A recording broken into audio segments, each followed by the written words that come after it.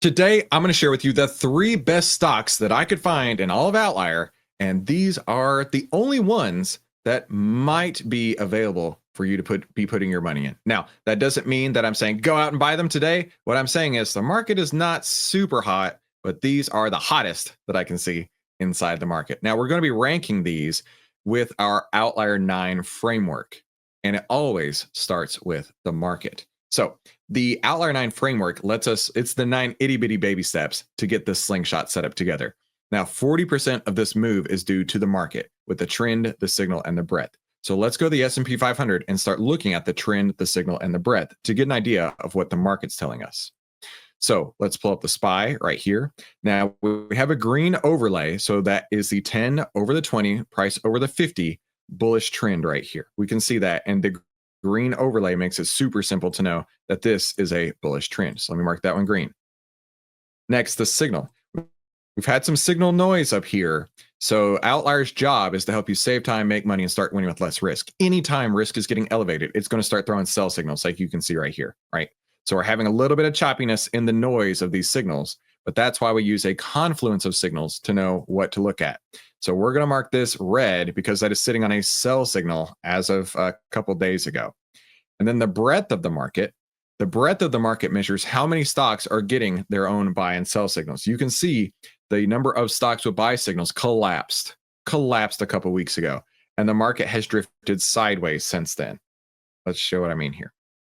The market has drifted sideways. This is where the crossover happened. The market has drifted sideways since then, right? There's been a couple up days for sure, but nothing's really happened, right?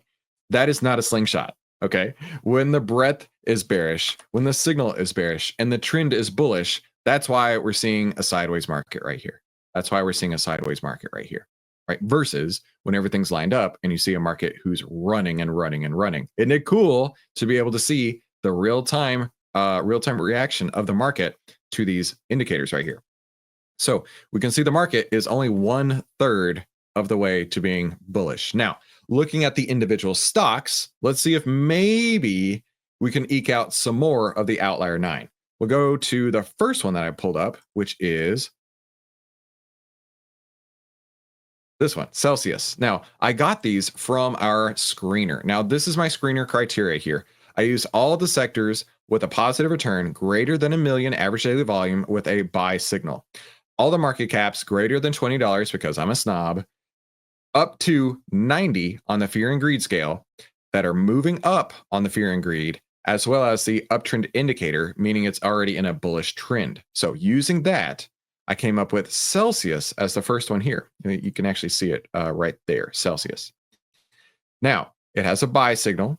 It has a bullish overlay right there. We can see that. And the stock itself is getting more greedy. So let's go mark these. Let's go mark these real quick. So the trend is bullish, right? I know I skipped the sector. We'll come back to it. The signal is a buy. The fear and greed is growing.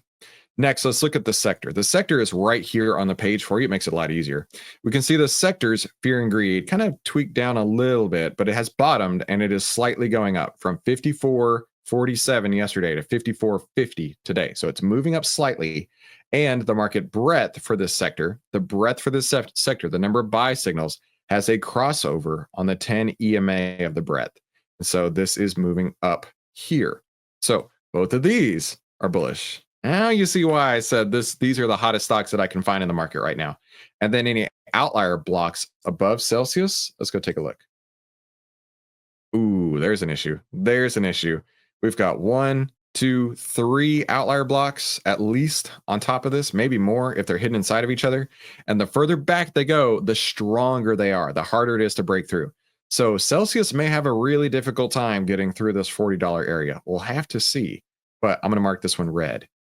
So let's mark this red. And so we have 1, 2, 3, 4, 5, 6 out of 9. 6 out of 9 gives it a score of 67, which puts it into weak buy territory. Look at that. I told you we're going to find the hottest stocks in the market right now, but that doesn't necessarily mean they're all going to be strong buys. Hey, real quick, as we're going, If I can help you out in any way, go ahead and ask your questions in the chat with a hashtag Q and then type out your questions. But let me introduce myself real quick. My name is Christopher Ewell. I've twice been awarded top 100 people in finance. I was mentored by 5 of the market wizards, the best traders of all time. I've been successfully trading since 2009, and this is where outliers like us save time, make money, and start winning with less risk together as a team. So go ahead and subscribe if you haven't already. Let's go to the next stock on my list. So we already covered Celsius. Let's go to the next stock, which is, close a couple tabs here, which is Costco. Now, Costco must know that I'm heading that way this afternoon. And anytime I go with my wife to Costco, I know it's going to cost 3 to 7 times more than it would be just on my own, right? What do I need to get at Costco? I need scissors, because all the scissors have disappeared from our kitchen. I don't know why, and it drives me absolutely bonkers. We get like a 6-pack of scissors, and I don't know where the hell my kids put them, but they don't put them back in the kitchen. So I need to get scissors. I need to get protein powder because I got to keep the gains. And I need to get, God, there's something else. I'll remember it later.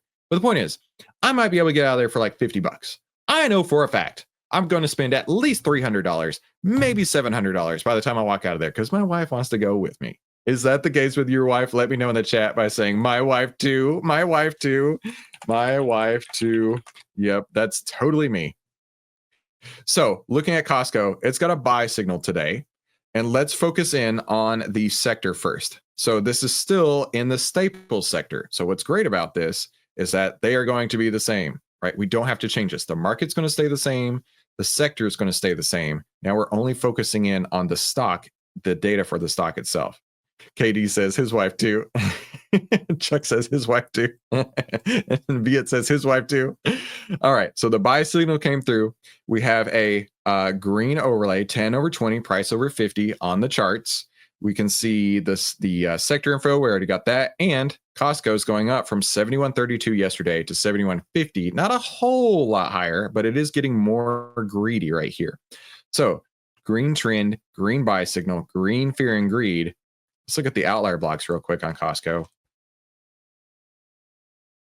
Ooh, it's got one a little bit ahead. It's got one a little bit ahead. My rule of thumb for this situation right here is I want to see 2 to 3% higher. If it's 2 to 3% higher, I've got some room to be able to buy it. What do I see right here? 1.26. So I'm actually going to mark that one red.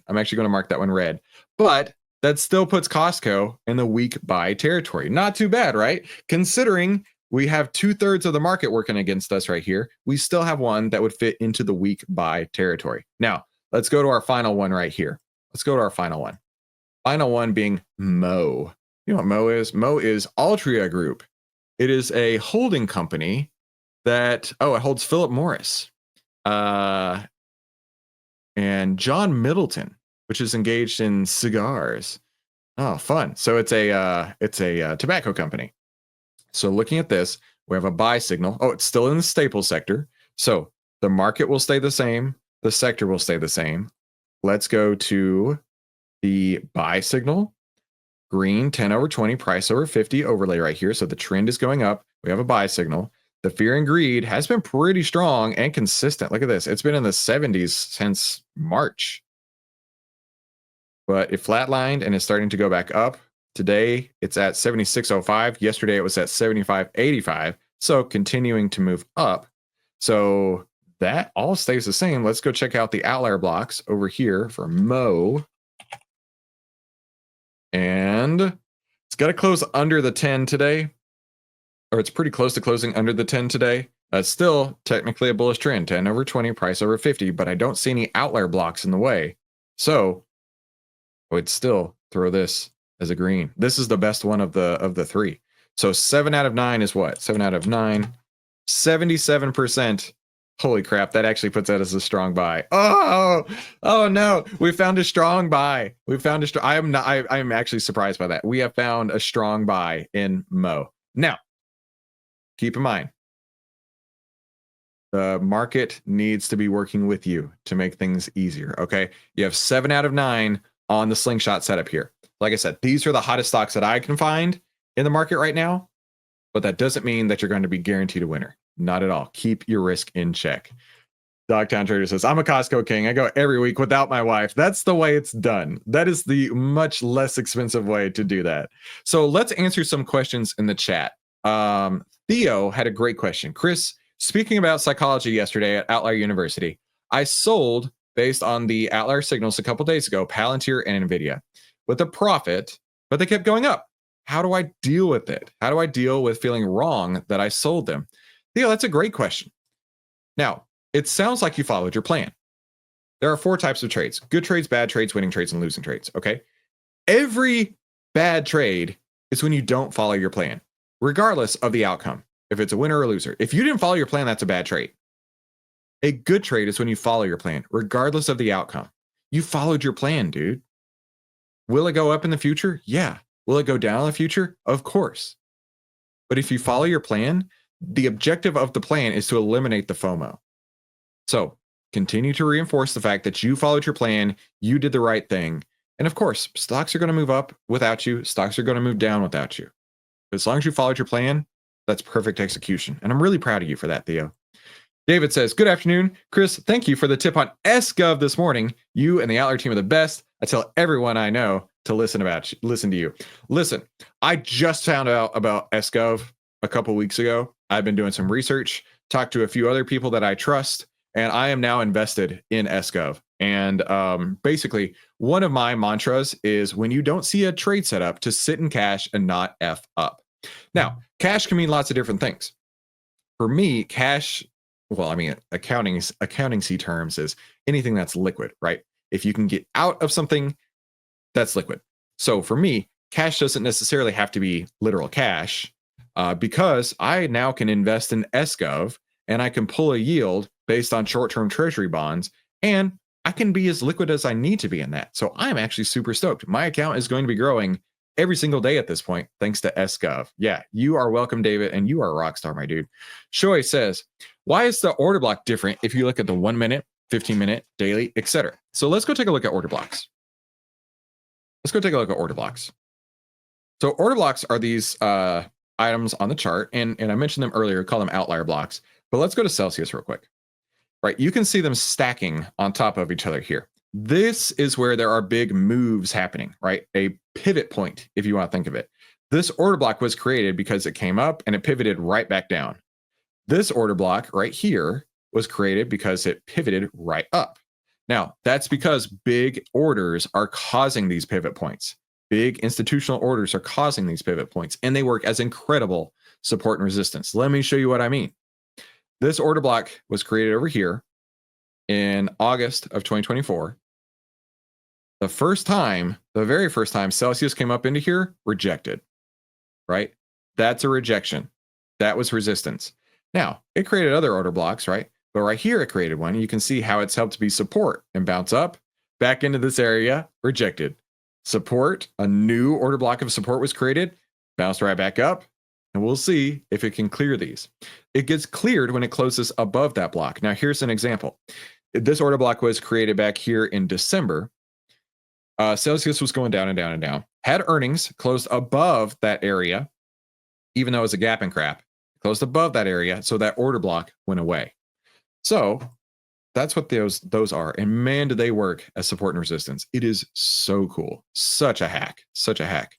Learning 101 wants to look at APLD and Marvel. Now, we cover 2,600 stocks in Outlier. I don't know if we cover APLD. I typed that wrong. Hang on. APLD. And we're adding more all the time. Oh, we do cover APLD. Let's go. Let's run the OVTLYR Nine on APLD. Let's go. I legit didn't know if we covered this or not. So buy signal came here, May 2nd. This huge move up. The sell signal came at the top of this move a couple of days ago. So it was around $5.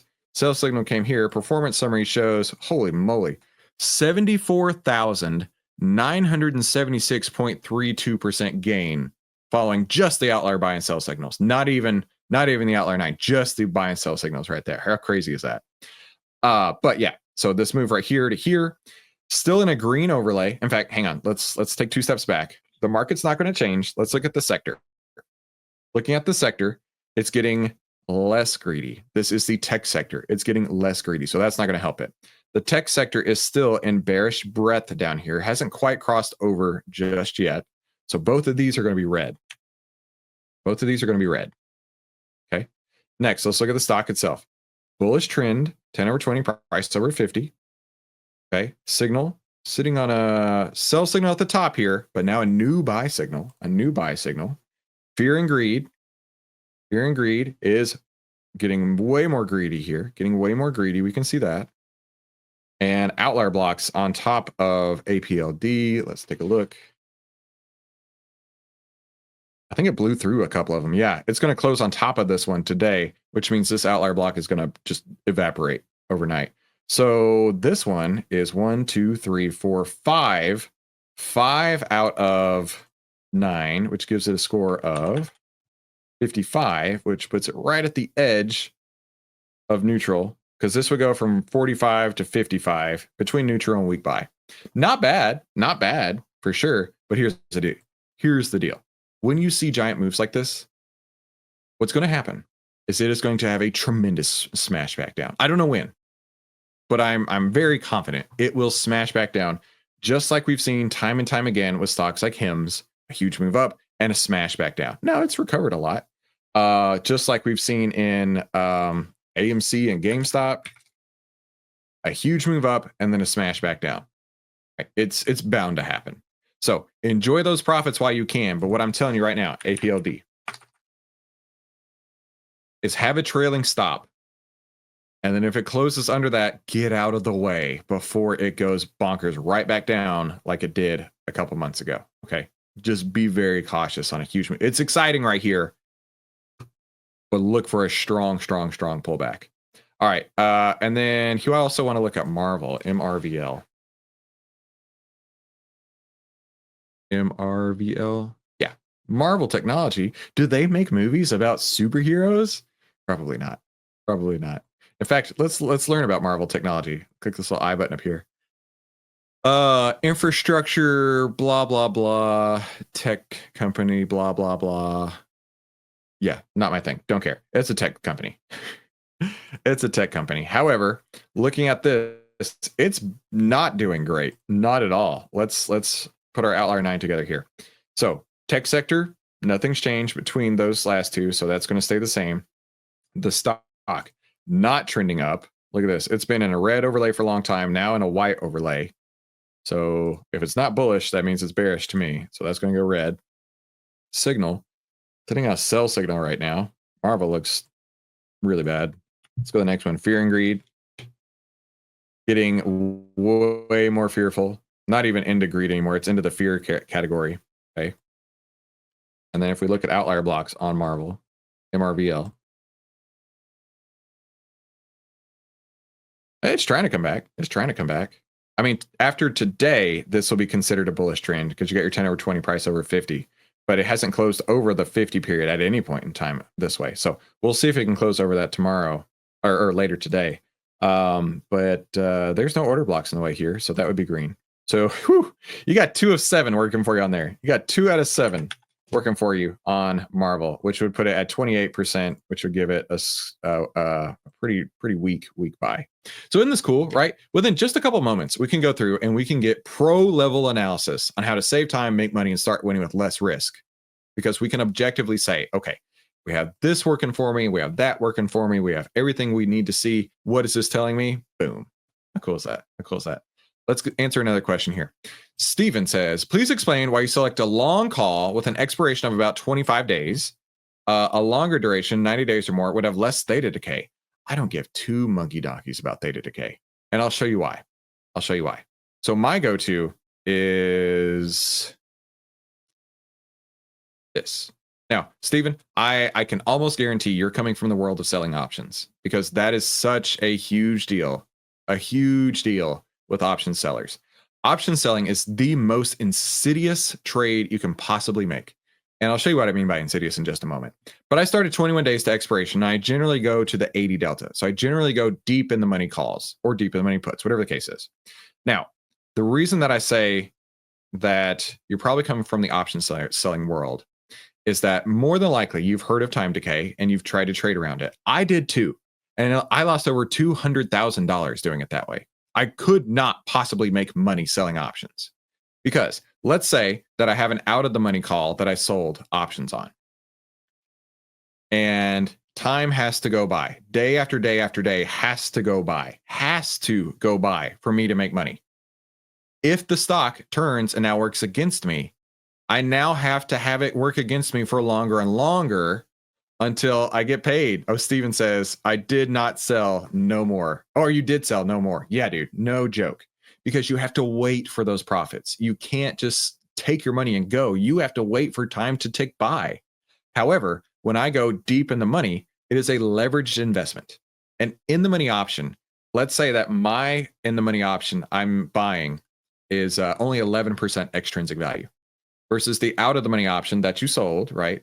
We're not saying you are anymore, Stephen. Of course, you're not anymore. But let's say the out of the money option you sold is 100% extrinsic value. Mine will decay, let's say over 25 days, 11% divided by 21 days gives me, it'll decay by 5% per day, right? I'm giving up five. Well, no, I'm giving 5% of 11%. So I don't even know what that is. 5% of 11%. 0.05 times 0.11, right? Yeah, that's I'm losing less than half, basically half of 1% per day of my option in theta decay. I'm not worried about that. I'm not worried about that at all. However, if you need 100% of it to decay to 0 over 21 days, 100 divided by 21, that means you have 10 times the additional theta decay that you're trying to capture than I'm worried about having when I'm buying it and you're selling it over here. Both are going to go to 0 in extrinsic value, but one is 20% or 11%, whatever the case is, and the other is 100% of the price. And the time will tick by at the same speed on both of them, but it has different magnitude on each one. So great question, Stephen. But yeah, dude, I don't sell options, and I tell people all the time, do not sell options. Sober says, I know you dislike spreads, but couldn't you protect yourself with a half ATR mental stop on spreads as well? You could, but why? But why? You're giving up so much upside potential for what? Right? It's just the risk reward is always skewed against you if you sell options, even spreads. Francis says, Chris, do you hold options until it hits one of your exit points, even if the stock is moving sideways for days? Yeah, for sure. In fact, I have a slide. Where's the slide right here? This is my very best boiling down of trading psychology, right? I have no expectations for the outcome of the trade. I don't know where it's going to go. I really don't. I can have everything set up and it can be a perfect setup and it still not work out. And that's okay because I don't have any expectations and I don't have any profit targets. I'm not going to say I'll only get out if it achieves this price because it may never do that. Legitimately, if you say I bought the stock at 100, my price target is 150, you may have to wait 17 years for it to go from 100 to 150. Or you can just have a plan to get out when it hits one of your exit signals, right? Once it hits one of your exit signals, you can bounce and then you don't have to worry about it anymore, right? Even if it goes sideways, you need to have an exit signal to know when it's not working. Ryan says, Chris, can you show me how you add the 10 EMA on the SPY market breadth? I know how to add it in the full stocks, but I can't add it to the SPY. That's what you do. You're welcome, my dude. All right, so I assume you mean on the market breadth tab. Let's go over here real quick. So there's two different ways you can do it. First is in the market breadth tab. This is really handy over here. You can look at all the sectors at once. If it crossed under the 5 EMA or over the 10 EMA, and it'll show you if it's bullish or bearish. That's really handy. But you should be able to just, this is the default now, it's the 10 EMA. You can add whatever moving average that we have available right there on the chart. Makes it super simple. But if you're going into the individual charts and you're looking down here at the market breadth, this should stick to your profile as you go from stock to stock. And it's really easy. Come over here to the indicators. Which one's the indicators? Oh, where's it at? This one? Yeah, this one. And so on the candlestick chart, that's the top. And then the market breadth chart, that's the bottom. And you can add whatever you want, 5, 10, or 5, or the S&P 500. You can even add that on your market breadth chart down here. Choose your color, and you're good to go. Pretty easy, pretty easy. We try to make it easy. Julian asks, during the trading in the last hour of the day reduces the risk of needing to exit a trade the same day. Is that one of the reasons why you trade at that time? It is. It is. Best example of that I can give is a few years ago, early on in my trading career, while I was working in corporate finance. I remember putting a trade on in the morning and then going to the gym. And I specifically remember I was doing tricep extensions. Like, I'll never forget this. The mirror was to my right. I'm doing triceps extensions, you know, looking in the mirror, looking how swollen. I'm like, and I get an alert on my phone. I'm like, hang on. Okay, let me look at this alert. My stop already got hit. Frick. Now I gotta go deal with this, right? That sucks. Nobody wants to deal with that. So one of the reasons I like to trade at the end of the day is for lifestyle, because then I don't have to worry about, oh, did I put the trade on at 10:30 and I went to the gym at 11:30? Now I got to deal with it by 11:42. No, that sucks, right? Just put your trades on at the same time every single day. Build a lifestyle around it. It makes it a lot easier. Plus, there's more liquidity. Plus, whenever you're looking back on the charts, you can see basically where you got in, where you got out. Luke Gooddale says, what's your opinion on zero extrinsic ratio back spreads? So this sounds like an exotic option spread. My opinion is just buy long calls and long puts around the 80 delta. That's my opinion. Anytime you're trying to do exotic options trades, I don't know if that's any benefit to you whatsoever, but honestly, at the end of the day, I have no idea. I have no comment on that.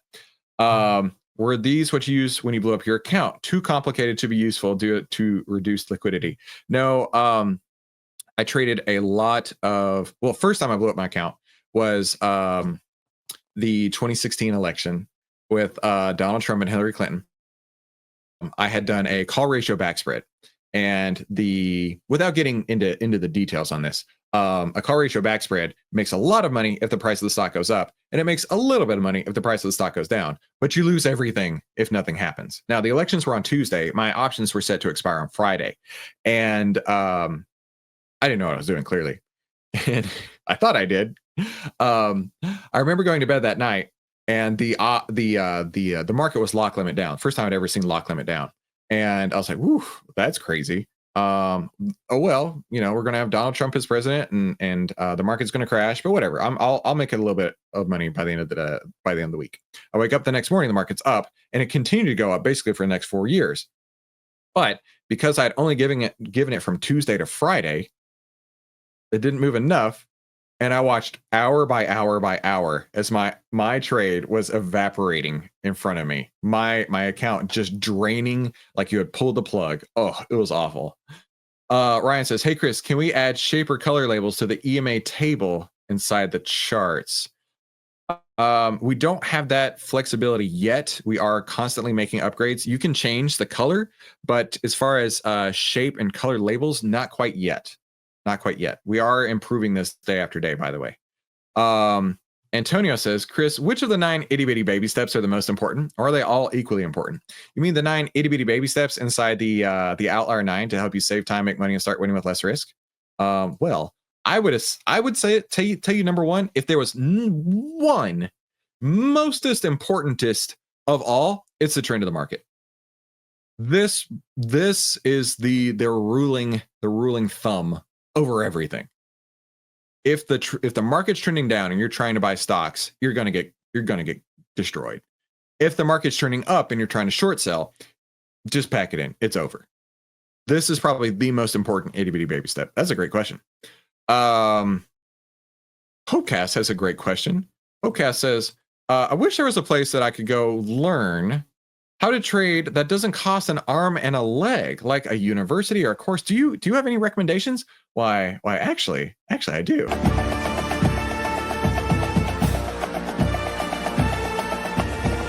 Are you ready? Let's go!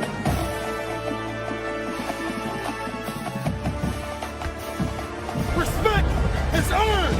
Respect is never given. Thank you so much, Hopecast, for that layup. I got to tell you, I love that. The layups are so much fun. Really appreciate that. So every Tuesday and Thursday afternoon, I'm teaching everything that I could ever teach you about trading. And I want to make sure that you're there. And there is no cost to this. Not at all. Not at all. It is completely free. You don't even have to sign up for an email. You don't have to do anything. There is no paywall. It is for free on YouTube. And I'm teaching you literally everything I know, start to finish, on how to trade. Hope that's okay with you. My goal here is to see how many millionaires we can mint. Is that all right? Is that all right? Speaking of millionaires that we're minting, let's go over to the Discord here and share today's member highlight. So this is a really cool one I saw just a little bit ago. Where's it at here? Joey says, my win this week was moving my uninvested cash to YouGov while still sitting in cash and not effing up. I also opened a paper trading account to test theories about my evolving trading plan before investing my hard-earned money. There are so many big wins in this. First off, Joey, you are a rock star. I'm really proud of you, dude. So first thing, taking your cash into SGov. I am now doing that, and I wish I'd been doing that for years. I would have had way more monies in my account for having done that sooner. So a lesson learned for me from you guys. Thank you. You taught me that. And he's opened a paper trading account to test his theories and work on his trading plan before investing his hard-earned money. That is such a win right there. Having a trading plan and backtesting it and proving that your strategies work before putting your money at risk. That is what's going to separate the best from the rest. And Joey, my friend, you are now one of the best. Way to go, dude. I'm really proud of you. So be sure to tell me your stories in the chat and in the Discord. And if I've helped you out in any way, the best way that you can pay me back is just by telling everybody you know about Outlier. Because the first rule of Outlier is you tell everybody you know. And of course, you hit the like button. Now, I won't be trading today because of the Outlier 9 not having all green lights, right? We're not going to do that if the signal and the buy signal of the market's not there and the breadth of the market is still bearish. However, I wouldn't mind taking a couple stocks that you want to put on in the chat. So go ahead and put $sign Apple or $sign Apple long or $sign Google short, whatever the case is. I'd love to help you out in any way that I can. Michael D says, I love how SGov scratches the FOMO itch. At least your money is working for you. Yeah, dude. Let's see. Oh, you know what? I completely forgot. I should tell you what Outlier is before we jump into what all the stocks are. Well, Outlier, what is Outlier and how does it work? Well, old Uncle Warren used to say, be fearful when others are greedy and greedy when others are fearful. Outlier shows you if investors are acting irrationally fearful or greedy and by how much, allowing you to get into the stock before the Outlier move happens. Now, if you are ready to save time, make money, and start winning with less risk, it just takes 3 easy steps. First, head on over to outlier.com, grab the annual pass, which is just 82 cents a day, if you can believe that. And if you want the monthly pass, you can get a trial over there and save 64% by upgrading and clicking that button once you're in the monthly pass that way. That's what I would do. So step 1, go grab the annual pass. Step 2, start using the 9 itty bitty baby steps. And step 3, sit back and relax because you just found the easiest way to save time, make money, and start winning with less risk. All right, let's see. Amgen from Henry. Let's go look at Amgen for Henry. AMGN. By the way, Henry, glad you're here, my friend. All right, looking at Amgen, let's zoom in slightly. So this is in the healthcare sector. So let's go look at the 9 itty bitty baby steps again. We've got the trend of the market still green. The signal and the breadth of the market are still the same. So the market is unchanged. Let's go to the sector. This is in the healthcare sector. The healthcare sector actually has a bullish crossover on breadth, and it is getting more greedy. So we're off to a great start here, Henry. Let's mark this green, and let's mark this green. Oh, now we're cooking with fire. All right, next, a buy signal with a 10/20 price over 50, so a bullish trend, and it's getting less fearful, more greedy. Dude, this is looking sick. Let's go. Trend, signal, fear, and greed. Are there any order blocks on top of Amgen? Let's go look. Yep, it's sitting right inside of one right now. So Henry, we've got a great setup here, but it might be difficult to clear this area. Over 292 or so, it should get a lot easier. But until that point, it's going to struggle, I would bet. It's going to struggle, I would bet. So we're going to rank this one 3 that are bearish, 6 that are bullish, which gives a score of 66, which is solidly in the weak buy territory. Nice work on that one, Henry. That was actually a great one. Let's go to the next one here. Let's see. KD wants to look at KMI long. KMI long. KMI. Oh, yeah, that's right. Outlier University has a money-back guarantee. If you aren't thrilled with your classes in Outlier University, you can apply to get a full 100% refund because it's free. You get the joke, right? Like you're not paying anything. So there's your money back for free. We've got a bullish breadth crossover. This is in the energy sector. We can see it's getting slightly more greedy. That's what we want to see for the sector, everybody in the sector. So we're off to a good start on KMI. Again, let's go look at the stock itself. We've got a 10/20 price over 50 with a buy signal. All right. The stock is getting more greedy. It got a little bit less greedy, but now it's starting to turn back up. So all of this looks good. Trend, signal, fear, and greed. Let's go look on outlier blocks for KMI. Ah, not bad. It's got one up here at 30.54. My general rule of thumb is 2 to 3%. It's got 8% to the next one. Yeah, that looks all right. Now watch out. If it closes under the 10 EMA, that's not a great sign, but still a bullish trend. Look at that. This gives us 7 out of 9, which gives us a score of 77%. KMI hits the strong buy category. Oh man, who would have thought? A strong buy. Way to go on that one. Who said that one again? That was KD. Outstanding, KD. Outstanding. Let's do one more here. We'll do Nikolai wants to look at Wing. Let's go look at Wing for Nikolai. Wing. All right, Wing is in the discretionary sector. And let's zoom in on it. Oh, wow. Look at this move on Wing. Look at this buy signal that came on April 30th, around 263. Now it's at 349, 346-ish. So nearly a $100 move on that one. That was sick. All right. But you have bearish breadth right now.